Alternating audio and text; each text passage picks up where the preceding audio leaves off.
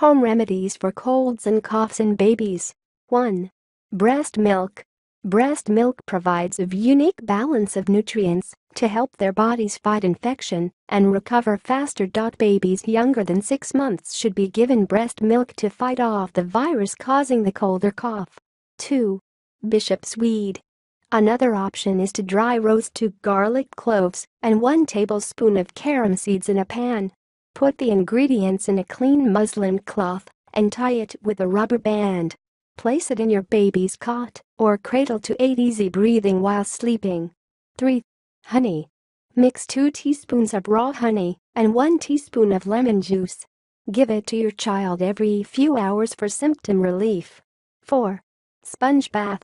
For small babies, give a sponge bath 2 or 3 times a day.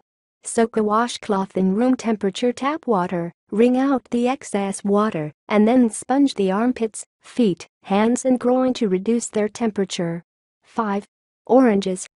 For children aged 2 years or older, give them 1 to 2 glasses of orange juice daily.